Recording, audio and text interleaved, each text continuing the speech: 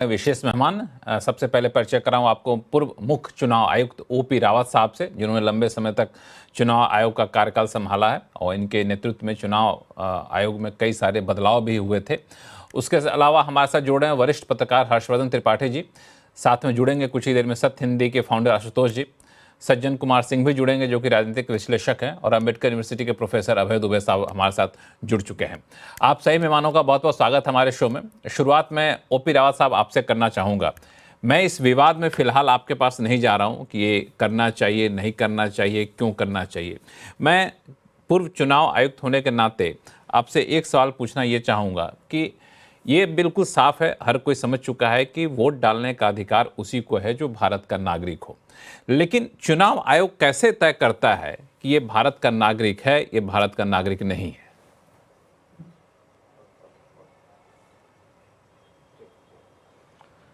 देखिए, चुनाव आयोग जो तय करता है वो फॉर्म 6 के अनुसार सिर्फ डिक्लेरेशन मांगता था अभी कि आप उसमें डिक्लेयर कर दीजिए कि आप नागरिक हैं, और उसके आधार पर वो थोड़ी जांच करके वो संतुष्टि करते थे और उसको आपके नाम को जोड़ लेते थे। ठीक है। इलेक्शन के पहले एक रिवीजन इलेक्टोरल रोल का आवश्यक है कानूनी रूप से। उसमें ज्यादातर समय 2003 से लेकर अभी तक सिर्फ समरी रिवीजन हुआ है, जिसमें इस तरह से डोर टू डोर जाके उनको इनुमरेशन फॉर्म देके और उनसे ये भरवा के और डॉक्यूमेंट मांग के ऐसी बात नहीं की गई है। ये पहली बार हुआ है कि चुनाव के ठीक 4 महीने पहले इंटेंसिव रिवीजन करने का आदेश दिया गया है। तो इसलिए उसमें दिक्कत आई और लोगों में प्रॉब्लम हुई, क्योंकि उसमें जो 11 डॉक्यूमेंट बताए गए सिटीजनशिप के लिए, उनमें से एक देना अनिवार्य कहा गया और उसके लिए 25 जुलाई तारीख फिक्स की गई। अब बिहार जैसे प्रदेश में, जहां रिसोर्स पुअर गरीब लोग भी बहुत हैं, जिनके पास इस तरह के कागजात नहीं हैं और इस तरह के कागजात इतने कम समय में वो प्रोक्योर नहीं कर सकते, तो इसलिए थोड़ा पैनिक लोगों में हुआ और उसी को अपोजिशन पार्टीज ने उठाया।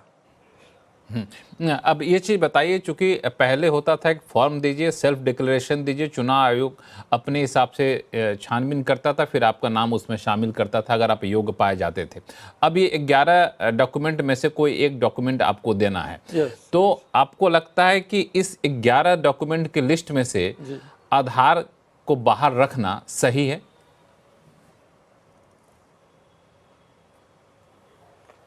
देखिए, आधार कानूनी तौर पर नागरिकता का प्रमाण नहीं है।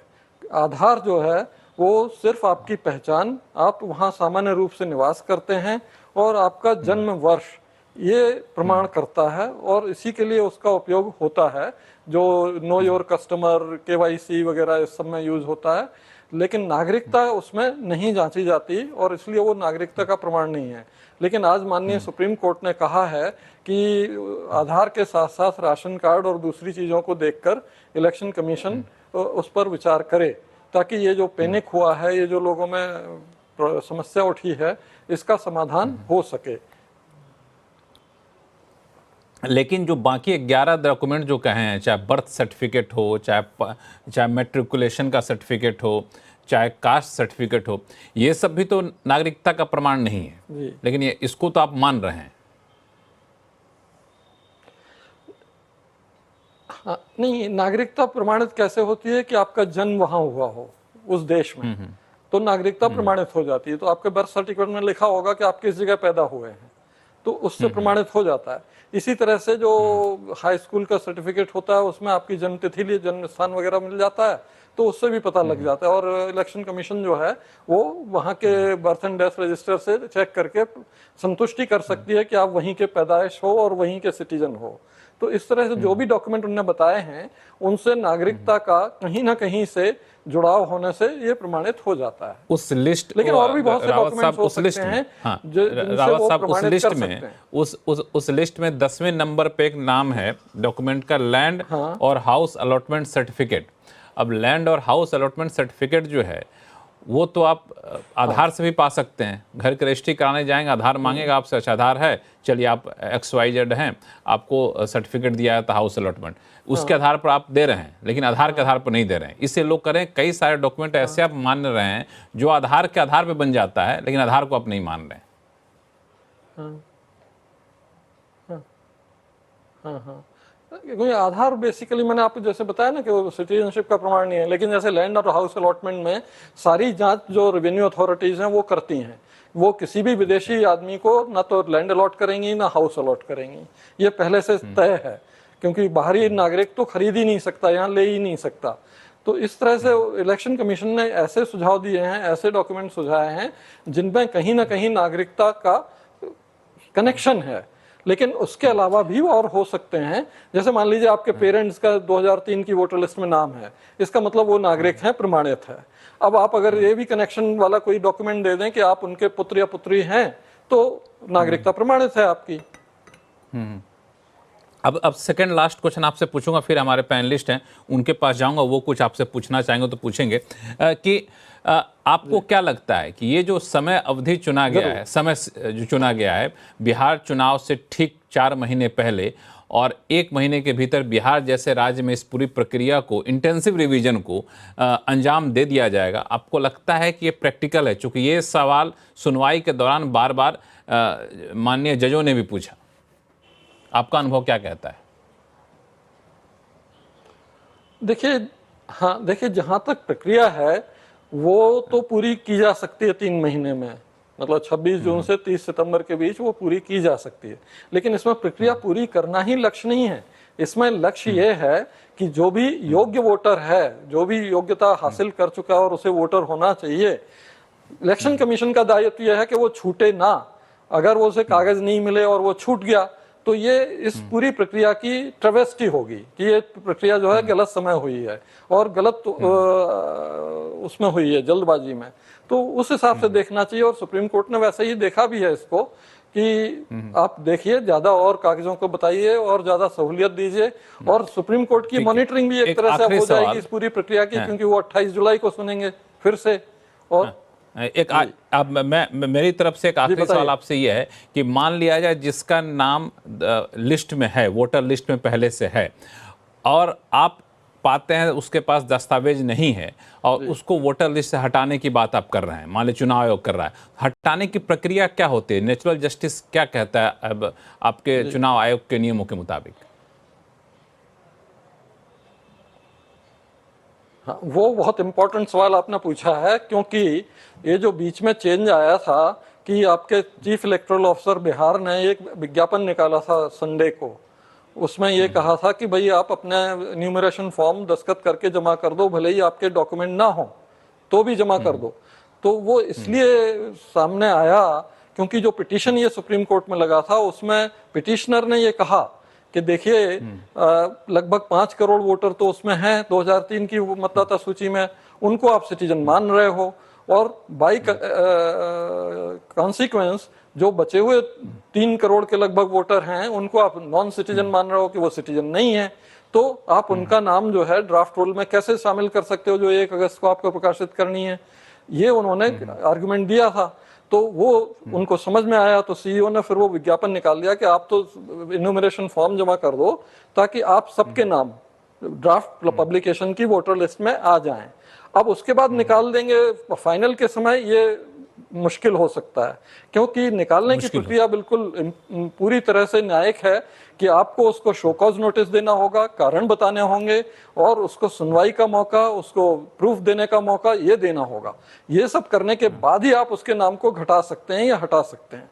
तो ये इसके लिए समय नहीं है। फिर उसके बाद उसके पास अधिकार है अपील का, कि अगर आप उससे नहीं मानते हैं तो उसे अपील करने का अधिकार है। अपील में भी 4-6 महीने लगते हैं अपने देश में, तो उतना समय नहीं है। इसीलिए सुप्रीम कोर्ट ने ये कहा कि भाई ऐसी क्या जल्दी थी कि आपने बिहार का ये इलेक्शन देखते हुए भी इंटेंसिव रिवीजन अभी किया है।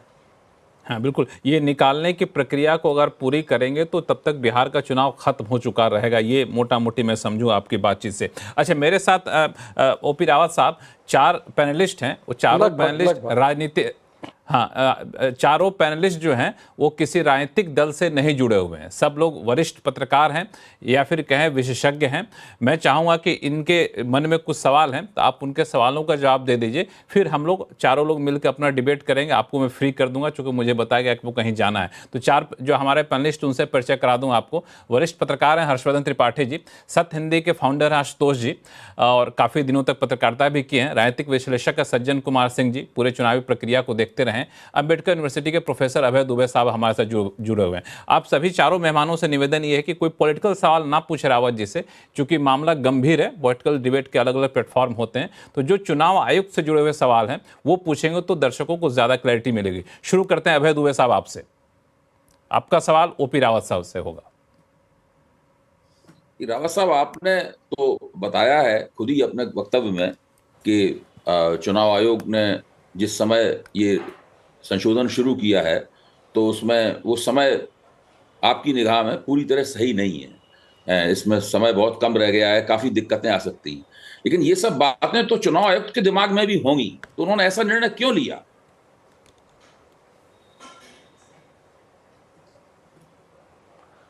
देखिए, उन्होंने ऐसा निर्णय क्यों लिया ये तो उनके दिमाग में है और उन्हीं से पूछा जाना चाहिए। लेकिन जो मैं बाहरी आदमी होने के नाते गैस कर सकता हूँ वो ये है कि महाराष्ट्र चुनाव के बाद जो इलेक्टोरल रोल पे काफ़ी शिकायतें आई, काफ़ी चुनाव आयोग को बुरा भला कहा गया, तो उनके मन में ये बात थी कि बिहार चुनाव के बाद भी यही स्थिति ना पैदा हो, इसलिए हम इसको इलेक्टोरल रोल को प्योरीफाई करें और इंटेंसिव रिवीजन करके इसको किसी तरह निपटाएं। तो उन्होंने बड़ा एम्बिशियस टारगेट रखा और बहुत महत्वाकांक्षा के साथ उन्होंने इसको शुरू किया।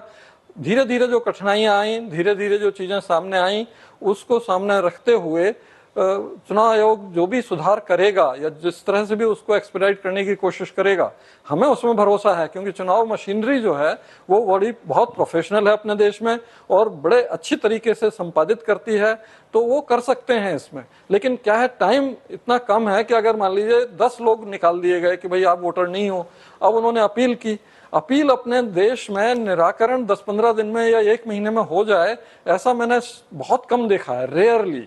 जनरली तो महीनों या सालों लग जाते हैं। तो ये समस्या जरूर है और इस कारण ही ये समय जो है वो प्रॉपर नहीं दिख रहा है। हर्षवर्धन त्रिपाठी जी, आपका सवाल ओपी रावत जी, मेरा सवाल बड़ा स्पष्ट है, क्योंकि स्पेशल इंटेंसिव रिवीजन तो होना ही चाहिए, समय तो कम ज्यादा हो सकता है। लेकिन एक बात थोड़ा सा चौंकाने वाली रही, चुनाव आयोग ने ही, मुझे याद है वो शायद प्रेस वार्ता में किया था, रिलीज थी कि आने वाले समय में देश के सभी मतदाताओं को वोटर आईडी से जोड़ दिया जाएगा, आधार से, यानी वोटर आईडी और आधार को लिंक करेंगे।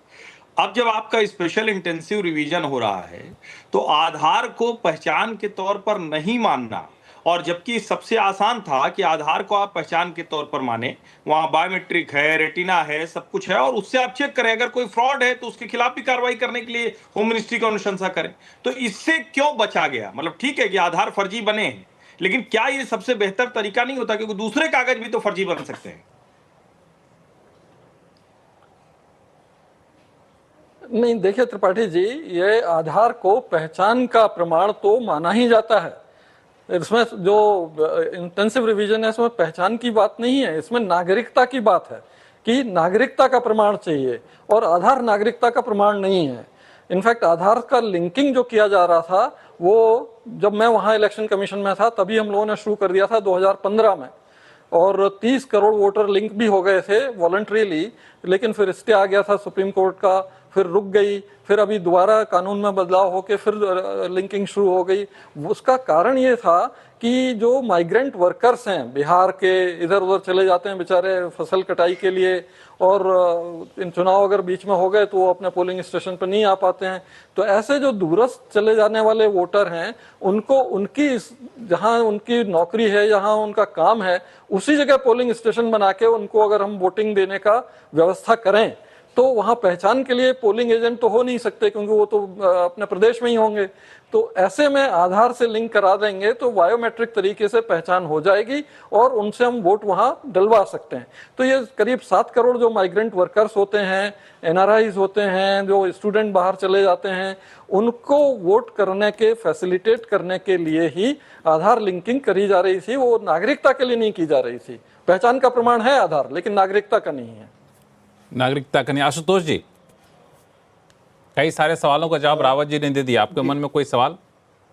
जी, रावत जी से मेरा सवाल ये है, क्या इलेक्शन कमीशन के पास किसी की नागरिकता की पड़ताल करने का अधिकार है या नहीं? मैं सिर्फ हाँ या ना में जवाब चाहता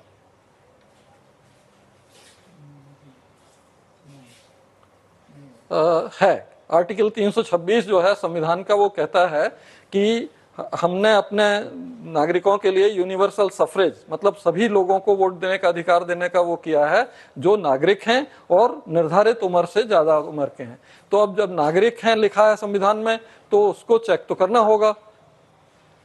रावत साहब, मैं माफ करिएगा, मैं सब्सिक्वेंट सवाल ये है कि 1995 में सुप्रीम कोर्ट ने बाकायदा एक आदेश जारी किया था, फैसला दिया था, जिसमें यह कहा था कि चुनाव आयोग को किसी की नागरिकता का पड़ताल करने का अधिकार नहीं है।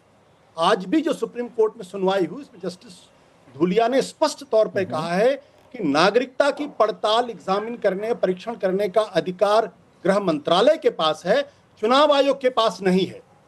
या इसका मतलब सुप्रीम कोर्ट गलत है? नहीं, सुप्रीम कोर्ट बिल्कुल सही है। नागरिकता की पड़ताल करके डिपोर्ट करना, वो सब करना, वो सब गृह मंत्रालय के क्षेत्राधिकार में आता है। लेकिन अगर चुनाव आयोग को वोटर लिस्ट बनाने के लिए नागरिकों को ही एलिजिबल करना है और उनको ही जोड़ना है जो 18 साल से ऊपर के हो गए हैं, तो वो कैसे करे? उसको करने के लिए कुछ ना कुछ आधार करना पड़ेगा कि भाई वो नागरिक हैं, नहीं तो फिर सुप्रीम कोर्ट को इलेक्शन कमीशन क्या जवाब देगा कि साहब गैर नागरिक भी आपकी वोटर लिस्ट में है? तो ये दिक्कत उनके सामने आएगी ना। इसलिए उसकी कोरोलरी के रूप में वो नागरिकता के बारे में एक आखिरी पैनलिस्ट हमारे साथ सज्जन जी हैं, काफी देर से इंतजार कर रहे हैं। सज्जन कुमार जी, आप सवाल पूछिए रावत जी से। माफी चाहूंगा आशुतोष जी, चूंकि अब समय 10 सेकंड मैं ये कहना, 1995 के सुप्रीम कोर्ट के आदेश में ही ये स्पष्ट है, अंतर्निहित है। उन्होंने कहा है कि किसी भी व्यक्ति को अपनी नागरिकता का प्रमाण खुद देना जरूरी नहीं है। वो अगर ये ऐलान कर देता कि मैं इस देश का नागरिक हूं, तो इलेक्शन कमीशन को वो मान लेना चाहिए। अगर गलत है तो उसको पेनल एक्शन उसके खिलाफ हो सकता है, और ये पेनल एक्शन के लिए की स्थिति खुली रहती। तो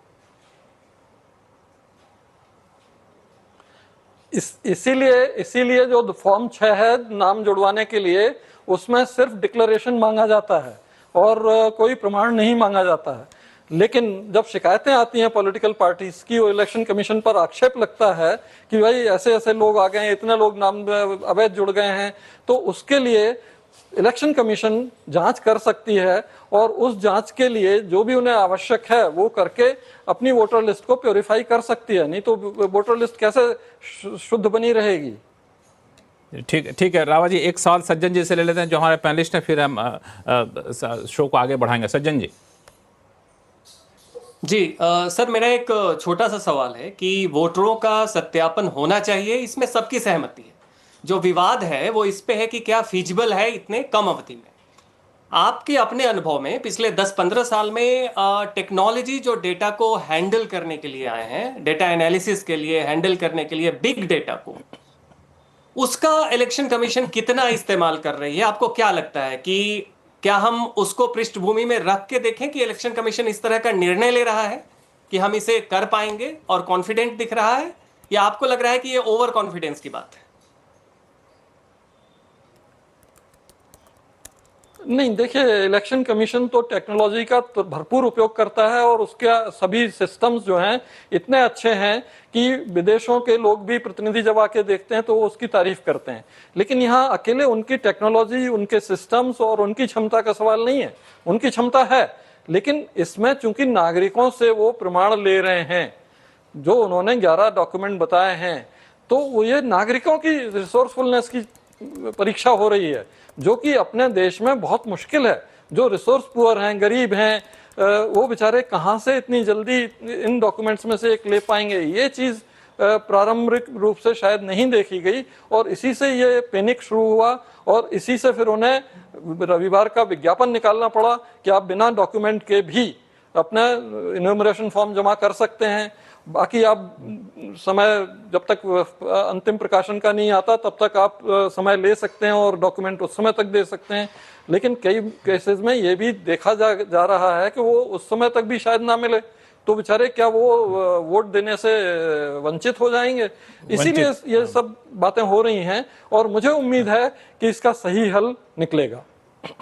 चलिए अब चूंकि एक सवाल आपको आपसे पूछ के मैं फ्री कर दूंगा आपको रावत जी, वो ये कि जिस तरीके से लगातार चुनाव आयोग को एक हथियार के तौर पर इस्तेमाल राजनीतिक पार्टियां कर रही हैं आरोप लगाने के लिए, कभी ईवीएम के नाम पे, कभी नए वोटर जोड़ने के नाम पे, कभी वोटर लिस्ट को समीक्षा करने के नाम पे, आपको लगता है कि जब से आप चुनाव आयुक्त थे और तब से लेकर के अब तक ये एक छवि को लेकर के एक सवाल उठना शुरू हो गया है एक संवैधानिक संस्था के ऊपर?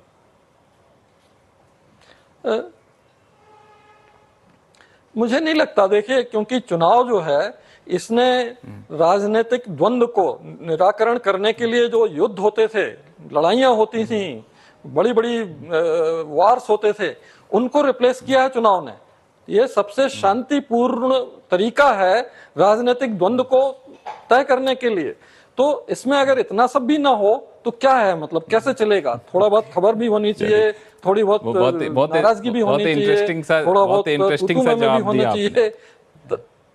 जब इतने बड़े राजनीतिक द्वंद्व को सुलझाने की जिम्मेदारी चुनाव आयोग पर है तो ये सब थोड़े बहुत चलने चाहिए। बहुत बहुत शुक्रिया रावत साहब हमसे जुड़ने के लिए और हमारे सभी सवालों का जवाब देने के लिए, और हमारे पैनलिस्ट के मन में जो भी आशंकाएं थी उन सारी आशंकाओं को दूर करने के लिए बहुत बहुत धन्यवाद हमारे शो में जुड़ने के लिए। तो ये रावत साहब थे जो कि पूर्व चुनाव आयुक्त थे, उन्होंने सारे मामले पर तकनीकी रूप से बता दिया कि आखिर क्या होना चाहिए, क्या हो रहा है और कितना क्या करना संभव है। लेकिन